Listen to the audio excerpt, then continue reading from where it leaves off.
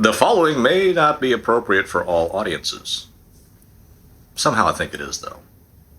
Except when Andy swears. Shit.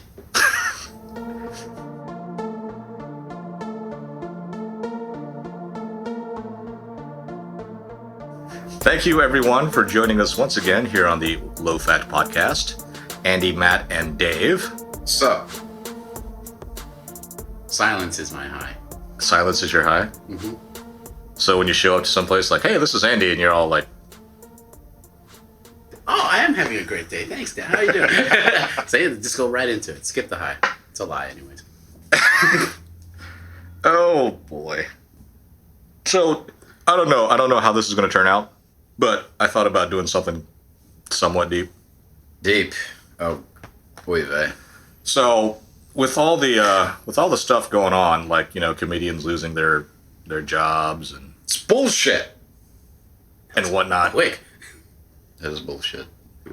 I wanted to ask y'all's opinion about what do you think entertainers, comedians, what is their purpose? To entertain. Is that too open-ended right there?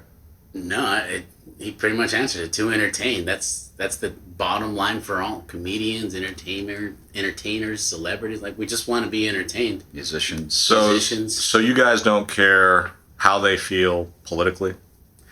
You guys don't care what kind of commentary they might have?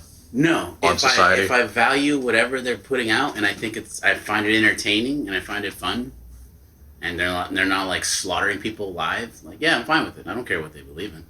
I can separate, for the most part, the art from the artist. You can? For the most part, not every single time, but most of the time. Yeah. Well, give me an example of where you can't. It's hard for me to separate R. Kelly and like kids now. Like, it's weird. It's really weird. It's hilarious now because of all the interviews he's done. And when Dave Chappelle did that, I'm Gonna Pee on You. Yeah. That was hilarious. But I never was a big R. Kelly fan in the first place. So, like, when he was caught, I was like, well, now I don't like his music and I don't like him. So, just increased it. But I couldn't separate the art from the artist. Okay, because there was Well, that's like pretty morally reprehensible. Well, yeah, that's an easy one. That's an obvious one. So, like, what about Roman Polanski and Woody Allen? Well, with Roman Polanski, I probably said his name wrong right now. That's okay. You don't care. I wasn't really that big of a fan of him in the first place, so I'm like, go ahead. I'm not going to watch anything from him ever again. I got no problem with that. I never liked his stuff in the first place. Yeah. So, I was just like, okay. I try to forget, because I like some of his movies, so I try to forget that it's a Polanski movie when I'm watching it. Oh, kind of ignorance is bliss. And plus, I'm not paying money for it. I've never paid money for a Roman Polanski movie, but I'll watch a Roman Polanski movie. But I found it really kind of, I don't know if odd's the right word, but the people that would come to his defense about the rape, essentially, is what he... About the rape. When he was, have you read the transcript, Andy? I have not, no. Is it graphic?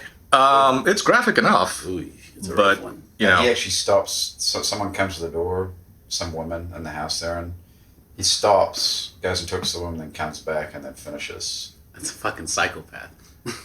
Yeah, and people give him a pass for many reasons. Like, one was, he's a Holocaust survivor. He lost both his parents in death camps. Is he actually a survivor, or his parents? I think he actually probably He was might have... in the camps. I don't remember. But he's in that world where he's involved in the Holocaust survivors. Well, yeah, because he's Jewish. Yeah. And he's of the age to have been around the 30s and 40s. But also another one was, I remember it very clearly because this was a conversation that happened over a decade ago. But the woman I was talking to, her first statement was, well, it's not like she was a virgin and, her mom was like a real stage mom type, throwing her out there.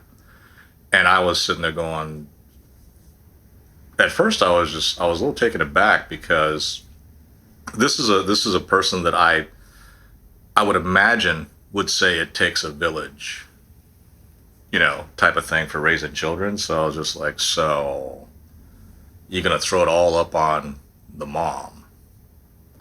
Not she wanted her daughter to have a break. not the 30-year-old man who decided it was okay to, That's brutal. That's have sex with a 13-year-old. Sodomize her in Jack Nicholson's house. Now, would you blame Roman Polanski for that more, or the parents I think everyone has some blame. as a fault to that, right? That was I don't the same know. situation with Michael Jackson, wasn't it? I don't know if apportionment of blame is really kind of because What does her being a virgin have anything to do with it? well, when you start to apportion blame, I think it kind of takes away from the actual deed. I mean, in law, they do that because a long time ago, it used to be, what was it called? Contributory negligence and comparative negligence. And So, California is a contributing negligence state. comparative. So, years ago, when it was contributory negligence, your contributory negligence would pretty much wash out the other person's fault. And, folks in various legislatures decided that's not right. So they went to a comparative negligence point where, your fault, what's the word I'm looking for? The amount that you could recoup would be reduced by the amount that you were at fault, and there'd have to be the finder of fact would have to decide that, which again is just like I don't know. So you could have a car collision where Right. both people are at fault. And generally, in many instances, when there's a car collision, yeah, both parties are at fault somewhat.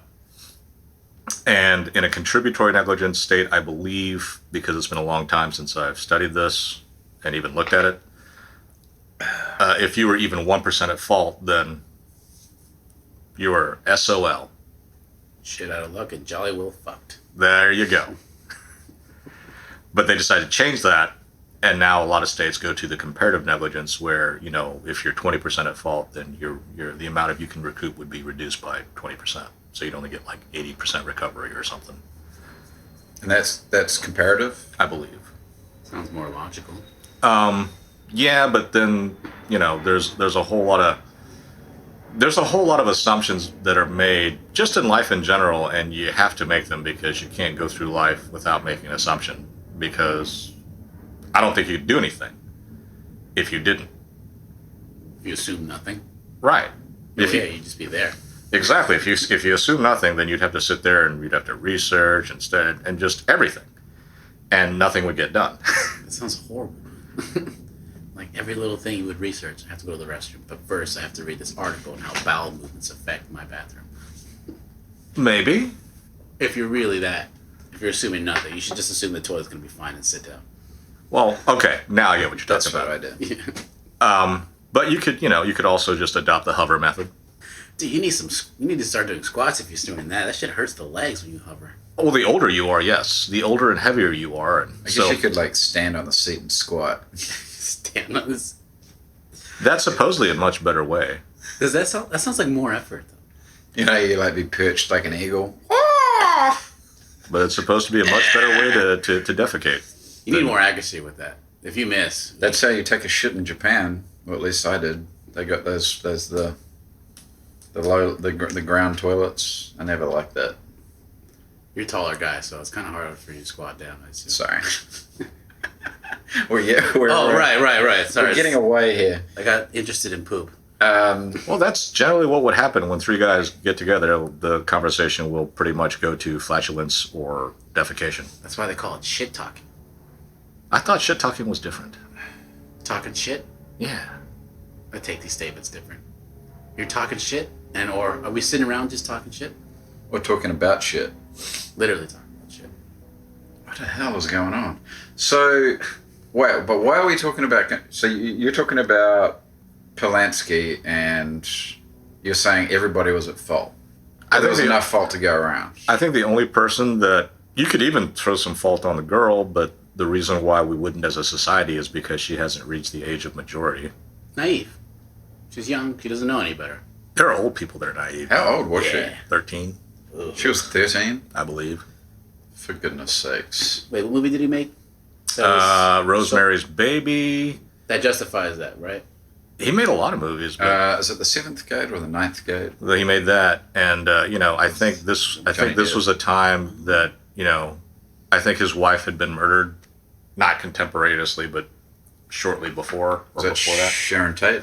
No, it's Sharon Tate. I hate it when you do that. So why can't you have a tragic story and then rape a kid, but and get away with it? Well, he did.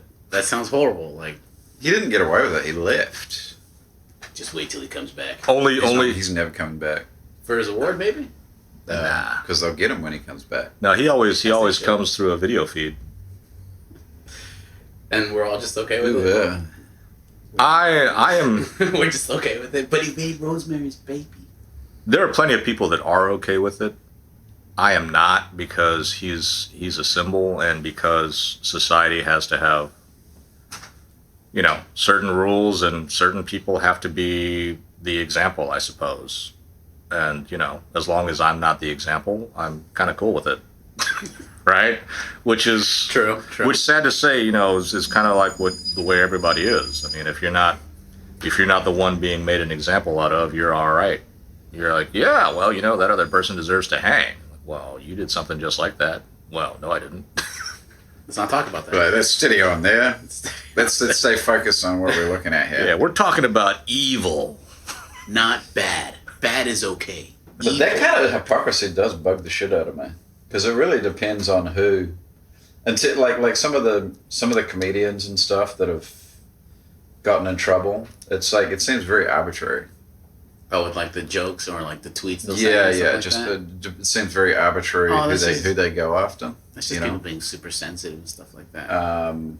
And I think that's the death of comedy. As soon as you start saying, well, these are the areas where it's safe, and these are things you can't say or make comedy about. I'm like, well, that's fucked up. I don't know. Dave Chappelle went pretty far in his new special. Oh, I didn't see it. He was hated by like what every did he social say? justice warrior. He was talking about like trans and basically every trigger word you can think of, Right. political pronouns and stuff like that. He was to talk about the opiate crisis. I remember that too. That was a great bit. So I don't know, like, yeah, the critics hated it and he got a 0%, but the Everybody liked it, audience right? loved Yeah. it. So I don't think it's the death. I think I hope we're going the other way now. We've gone so far to the left with the whole language and being sensitive. I hope we're going back to the middle, kind of evening out again. We tend to do that as a society. Go right, then we go left, and then go back and forth. I think that there's a big middle that just doesn't really talk, though. The silent majority? I hate that term, but yes. The quiet most of people? the quiet masses. The quiet masses? There's no way to pretty it up in my mind. Silent majority, quiet masses. And wow, that was some pretty creative thinking there, Matt. I mean, you guys don't need to like walk on eggshells about it. There's a lot of crap that I just don't like. But it is the silent majority, though, isn't it? I mean, I suppose. I mean, I suppose they could be in the majority, but it just seems like because the only people that get attention are the ones that are loudest. like on Twitter. What? Even Twitter. I mean, I don't know. I don't know. Wow. I give up. You're part of the silent majority. No. I wish I was part of a majority. Well, Dave's given up. I think a lot of people have given So up. now, if we give up, then what does that say to people who are listening to a podcast? They should join us, and then maybe we could become a majority, and we could, actually do something. Everybody give up. Give up and join us. You can join us by listening to our podcast to increase our numbers so that we know that someone's listening. Just make sure you give up first. And, Or you can give up during, actually. I'm not very picky. You can find us on Twitter at Low Fat Podcast, Instagram at Low Fat Podcast. And if you want to email us, that would be great. I would love to get an email from somebody. The email is lowfatpodcast@gmail.com. Andy, you got anything to say? I am excited for the first angry email you guys get. I think you guys should rate it on the podcast. We will. Please send it. And anything else? You want to do a plug or anything for your music? Selfless, shameless promotion. Find me on SoundCloud, Artificial Fantasy, and on Twitter. Twitter, A Fantasy Beat, same name on Instagram.